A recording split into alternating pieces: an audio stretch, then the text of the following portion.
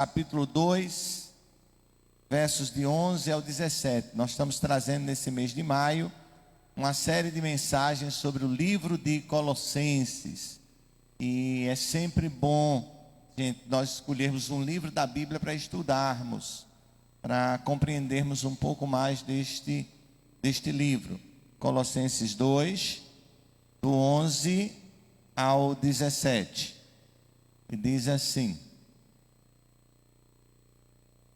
no qual também estáis circuncidados com a circuncisão não feita por mão, no despojo do corpo dos pecados da carne, pela circuncisão de Cristo, sepultados com ele no batismo, nele também ressuscitastes pela fé no poder de Deus, que o ressuscitou dentre os mortos.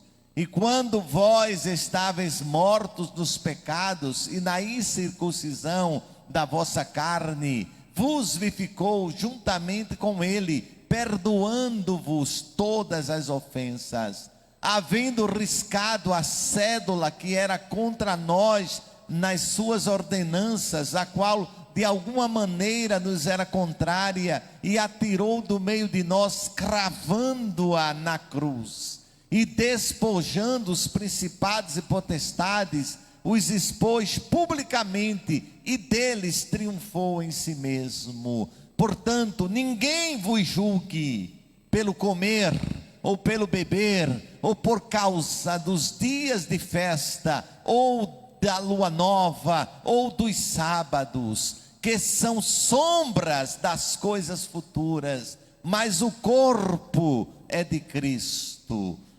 Louvado e engrandecido seja o nome do Senhor. Meus queridos e meus amados, nós acabamos de ler um texto da carta do apóstolo Paulo à igreja que ficava em Colossos. Esta carta é uma das mais claras e concisas exposições da centralidade do Evangelho em Cristo. A centralidade do Evangelho é Cristo. Nesse texto, o apóstolo Paulo diz a todo momento sobre a soberania, sobre a supremacia, o senhorio de Cristo sobre todas as esferas. Cristo é Senhor sobre nós, Cristo é Senhor sobre governos, Cristo é Senhor sobre principados, poderes. Se pudéssemos resumir a mensagem de Colossenses em poucas palavras, poderíamos dizer somente Cristo, apenas Cristo. Cristo, apenas Cristo. Como falamos no domingo passado, a cidade de Colossos, ela não era uma cidade muito importante dentro das cidades que os apóstolos visitaram e plantaram igrejas. A primeira plantação de igrejas é feita pelos apóstolos de Cristo. É muito provável que o apóstolo Paulo nunca tenha visitado a cidade de Colossos. E que esta igreja em Colossos, ela é fundada por um discípulo chamado Epáfras, que era de Colossos e que ouviu a mensagem do Evangelho em Roma, e a partir de Paulo, ele volta para plantar aquela igreja ali na cidade de Colossos. Colossos fica na região chamada do Vale do Rio Lico. Nós falamos na semana passada sobre isso. Ela é formada, essa região ela é formada por Colossos e mais duas cidades importantes, Hierápolis e Laodiceia. Essa região era uma região como um todo importante e bem cosmopolita, ou seja, pessoas de diversas nacionalidades passavam por ali. E é muito comum, quando isso acontece, haver um intercâmbio de culturas, um intercâmbio de costumes. Hoje, com o fenômeno da globalização, a gente tem perdido muito isso, mas ainda temos algumas características próprias. E Colossos acontecia isso pela a circulação de pessoas de países diferentes, de lugares diferentes. E apesar de ser a menos importante, ela era uma cidade que abrigava diversas tradições de pensamento. E devido a essa cultura da região, é que surge a heresia colossense. Pois esta igreja, apesar de conhecer o Evangelho e ser afirmada por Paulo como uma igreja perseverante, como uma igreja piedosa, como uma igreja interessada, essa igreja corria o risco de usurpar, de tirar a autoridade que pertencia somente a Cristo. Existia uma espécie de sincretismo entre seitas, filosofias e tradições judaicas que colocavam coisas a mais além de Cristo. As seitas, heresias, filosofias, elas tentavam trazer para a igreja de Colossos algo mais além de Cristo. Dentro do Evangelho, e é por isso que Paulo nos ensina que isto é uma afronta ao próprio Evangelho e precisa ser corrigido. Até então, Paulo veio nos mostrando no primeiro capítulo sobre a tão grande, excelente e suficiente obra de Cristo por nós. Inclusive, uma das primeiras, acho que foi a primeira mensagem que pregamos sobre essa série, foi Cristo em nós, esperança da glória. Cristo nos libertou do império das trevas e nos trouxe para o reino do Filho do seu amor, no qual temos a redenção e a remissão dos nossos pecados. Colossenses 1,13. No início do segundo capítulo, Paulo também mostrou como Cristo é superior a toda tentativa de conhecimento, sabedoria que existia. Pois nele estão escondidos todos os tesouros da sabedoria e do conhecimento. Cristo é o mistério de Deus. Pregamos domingo passado sobre isso. E aqui, irmãos, cabe nos lembrar o cuidado que devemos ter, nós, igreja do século 21, os cuidados que devemos ter com as sutilezas e filosofias vazias que buscam capturar o nosso entendimento e nos afastam de Cristo. E é nesse contexto que aparece a sessão que começamos a ler aqui hoje, no qual o apóstolo Paulo, ele vai analisar mais de perto 3 elementos que integravam a perigosa heresia colossense. Quais são esses 3 elementos que integrava esta perigosa heresia colossense? O legalismo, o misticismo e o ascetismo. O asceticismo. E afirma Cristo, como Cristo responde a todas essas falsas tentativas. E Ele é de fato suficiente e torna todos esses elementos desnecessários. Hoje, o nosso esforço será de entender um pouco mais sobre o primeiro elemento dessa heresia, que é o legalismo. Nós devemos entender como o legalismo, qualquer teoria de salvação de pecado ou da alma que acrescente uma ou mais regras à obra completa de Cristo. Normalmente, os legalistas, eles não negam a Cristo. Muito pelo contrário, os legalistas afirmam, mas junto com a afirmação, vem o acréscimo a algo que Jesus nunca disse ou quis dizer. Acompanhe comigo. Os legalistas, eles não negam a Cristo. mas eles trazem Cristo e mais alguma coisa que eles acrescentam. E é isto que Paulo vai combater, de forma piedosa e às vezes até institucionalizada. Essa heresia revela um descontentamento com a obra de Cristo e busca se contentar com outras coisas que não vêm do nosso único e suficiente Salvador. Lembro, Demétrios, que logo que aceitei Jesus, né? E tem algumas décadas isso, e nós dizíamos assim: eu aceitei Jesus Cristo como meu único e suficiente Salvador.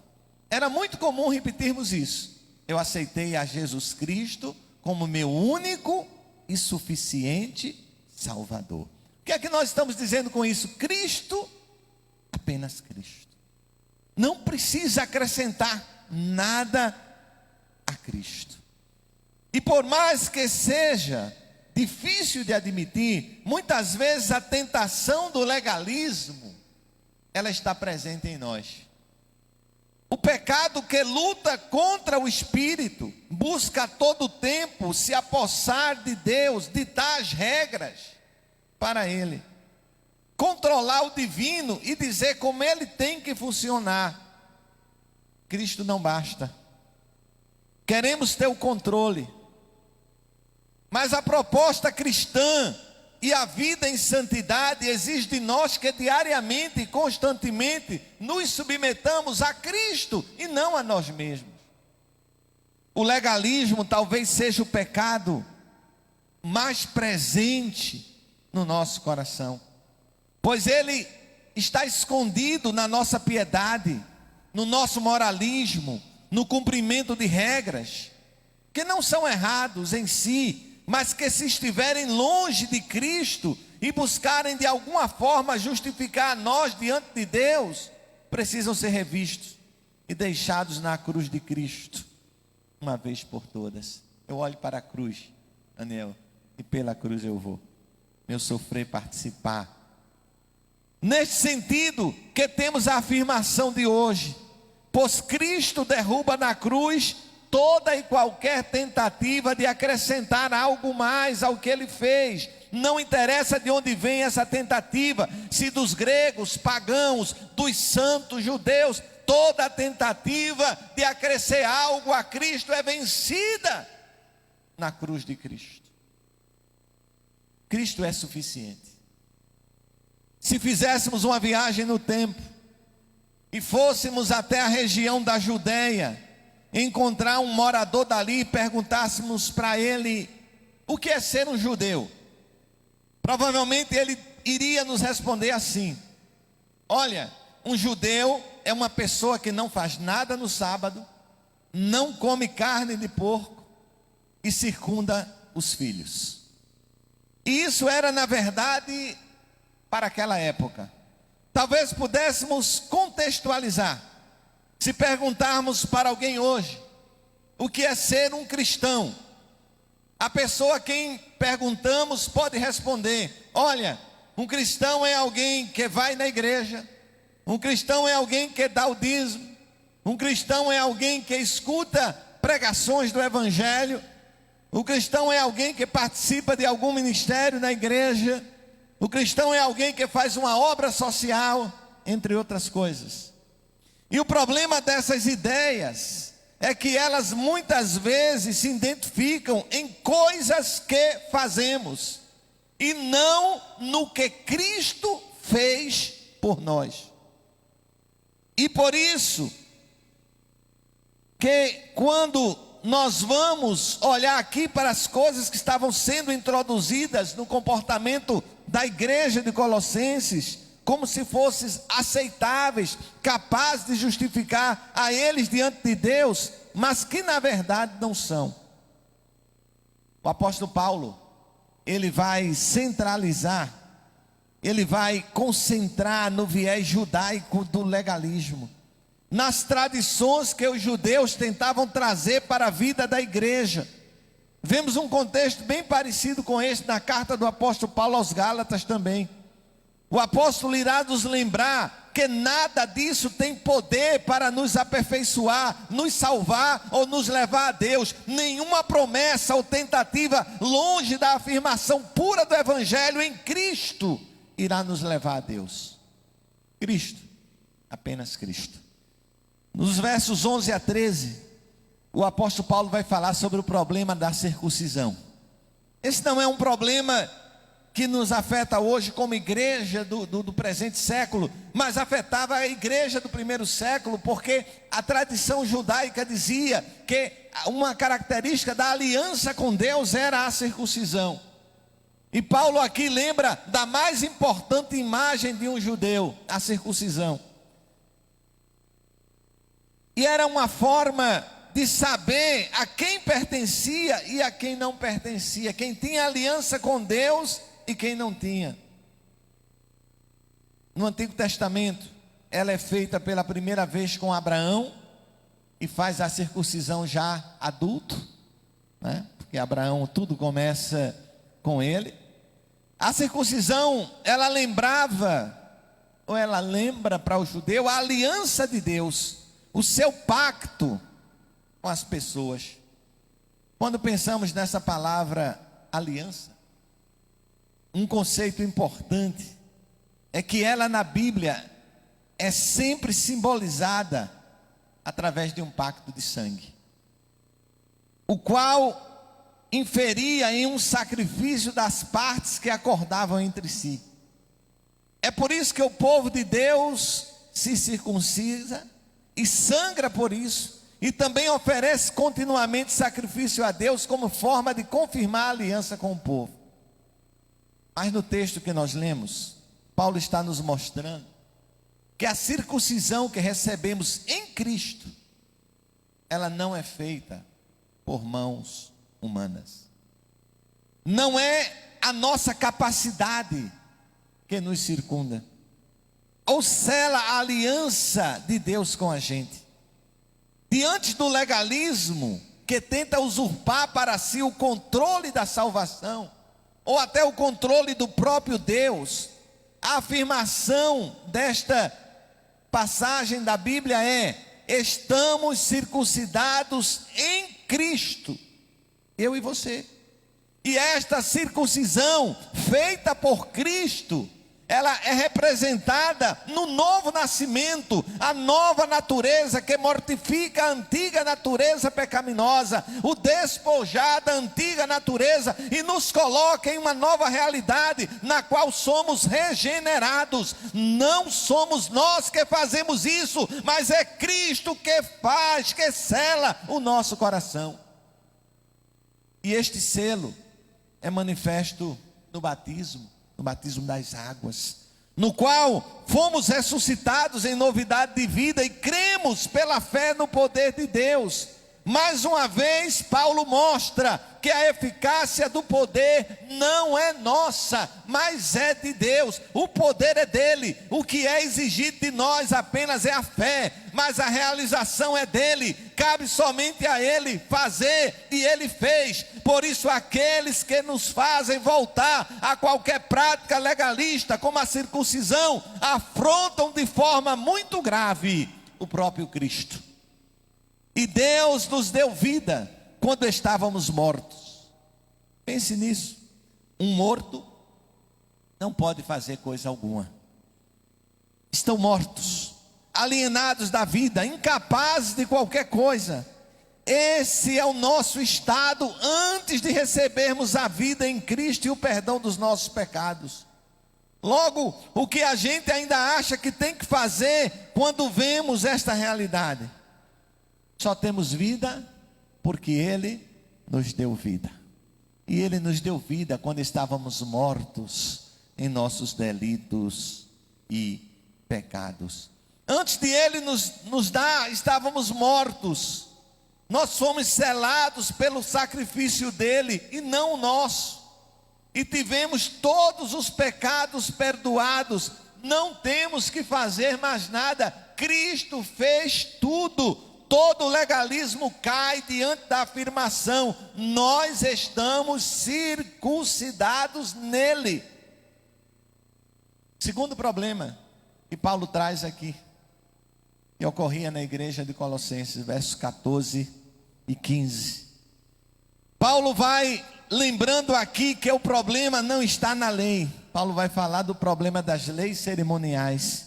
E Paulo vai lembrar aqui que o problema não está na lei, porque necessariamente, mas em nós, pois fomos nós que quebramos as ordenâncias de Deus. Nós matamos, cobiçamos, pecamos. Cristo afirma isso quando ele lembra da lei, para mostrar que diante do legalismo de muitos fariseus, todos pecaram. Você pode não adulterar, mas se olhar com cobiça para uma mulher do seu próximo, você já pecou. Você pode não matar, mas se odiou o seu irmão em seu coração, você já pecou. Você é tão culpado de morte como o outro que o fez. Essa é a nossa dívida. E foi essa cédula da dívida que Cristo pagou por nós. E aqui nós temos uma figura contábil, uma ficha na qual está toda a conta dos nossos pecados. Por isso é chamada a escrita da dívida, a escrita da nossa dívida. Diante dessa condição tão terrível e uma conta tão grande, que nenhum de nós poderíamos pagar esta conta, que é a conta dos nossos pecados. Nenhum de nós poderíamos pagar. Cristo pagou, cancelou, removeu, tirou-a de uma vez por todas, pois ela foi cravada na cruz. Os mesmos pregos que cravaram Cristo, também cravaram nossas dívidas com Deus, de forma que nem eu e nem você temos mais nada para pagar. Logo, o legalismo que tenta colocar um peso de outra dívida, é cravado na cruz, literalmente morto. Por isso o legalismo não se justifica de nenhuma forma. Porque se temos então o recibo da garantia da quitação da nossa dívida, Cristo, por que nos sujeitamos a pagar outra dívida?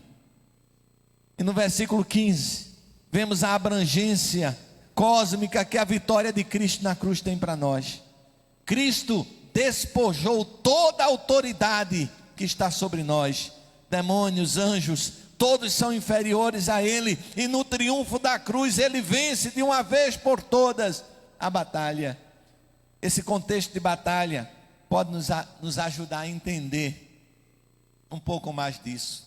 Antigamente, quando alguém vencia uma guerra, ele despojava, ou seja, desarmava o seu inimigo, deixando ele sem poder algum, e o voltava da guerra, levando pelas ruas o inimigo preso e sobre a vergonha.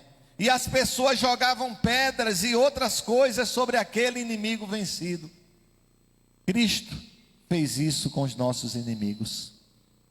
Os despojou, desarmou, expôs ao desprezo público e triunfou na cruz. A cruz representa essa vitória sobre o legalismo, sobre os poderes ou qualquer outra coisa que tenta capturar a nossa mente e nos levar para longe de Cristo. Toda ideologia, toda filosofia, todo pensamento ou conhecimento, toda tentativa de por meio de regras se justificar diante de Cristo, tudo foi exposto à vergonha e vencido em Cristo. Onde está, ó morte, o teu aguilhão? Onde está, o inferno, a tua vitória? Ora, o aguilhão da morte é o pecado, e a força do pecado é a lei, mas graças a Deus que nos dá a vitória por nosso Senhor Jesus Cristo. 1 Coríntios 15, 55 a 57.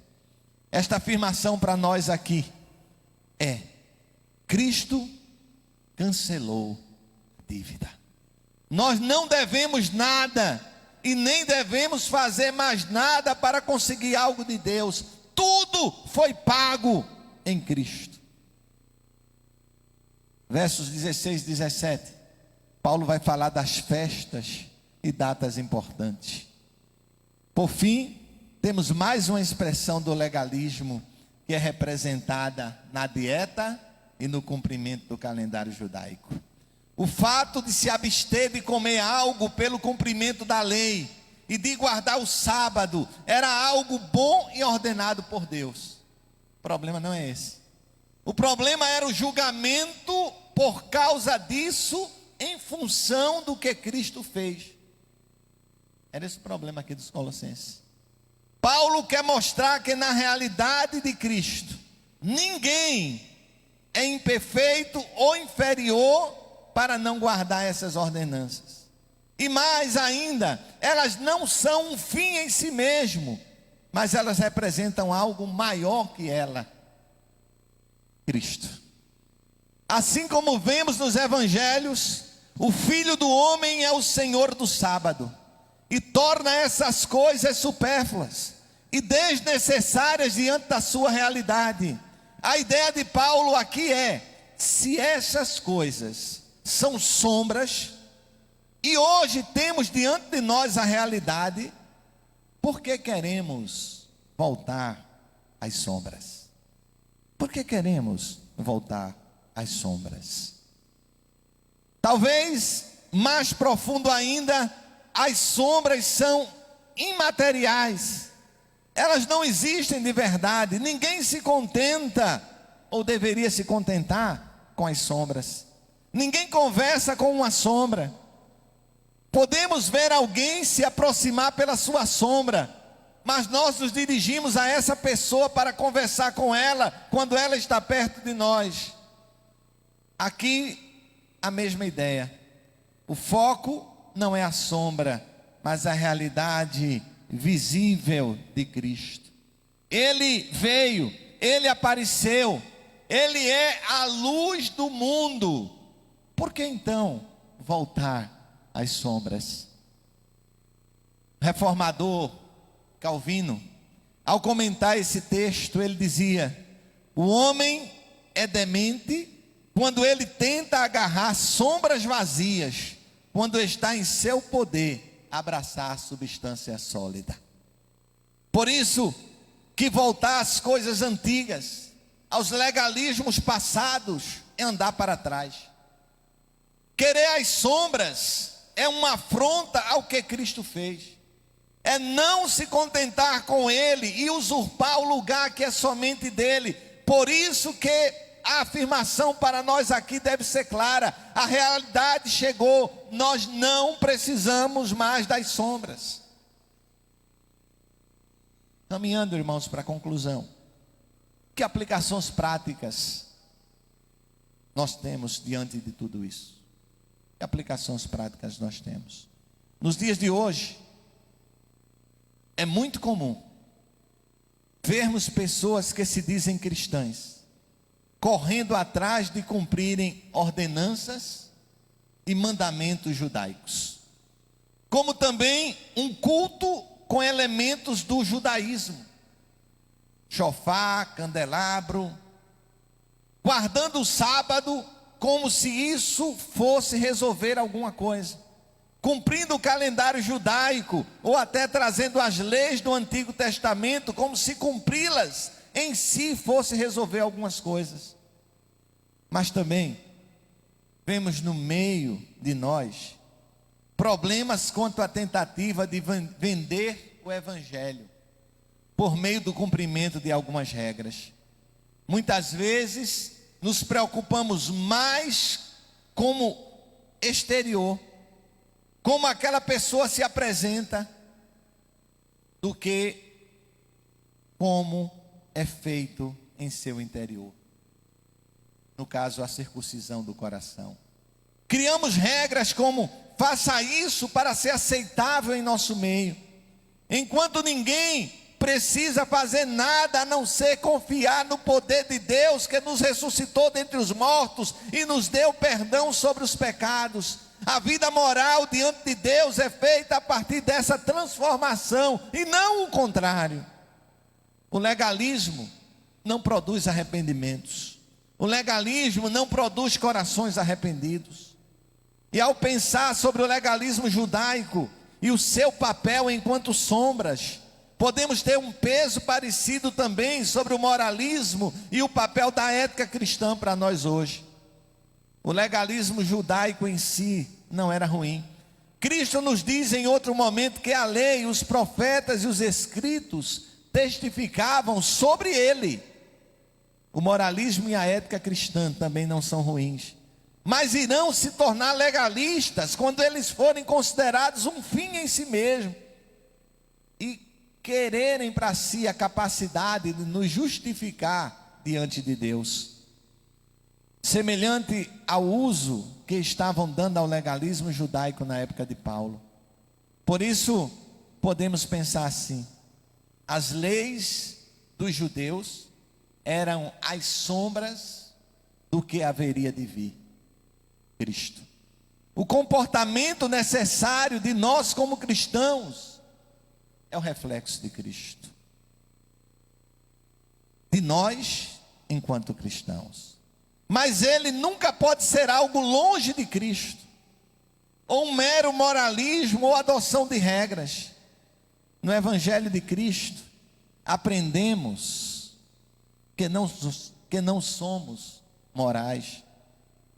Todos nós somos pecadores, e Cristo nos salvou sem que tivéssemos mérito algum. Há pessoas que às vezes acham que Cristo olhou para a sua bondade. Eu escutei recentemente de um político, um peito cheio, dizer: eu sou um homem bom.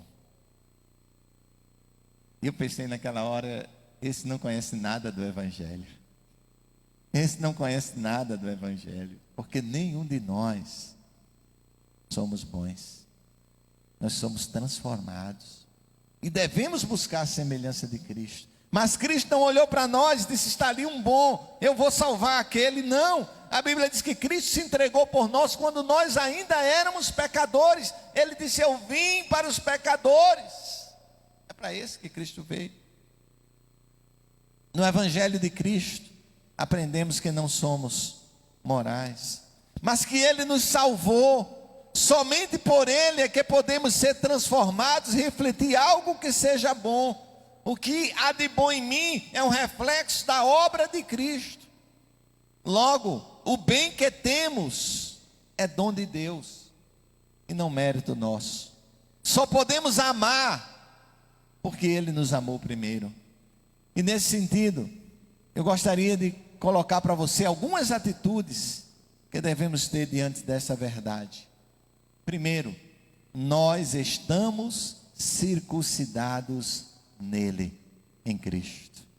Nós tivemos a nossa dívida cancelada por Ele, por Cristo, porque Ele pagou o preço com sangue. Terceiro, temos a sua realidade presente, não precisamos mais de sombras. Devemos negar toda e qualquer tentativa de autojustificação.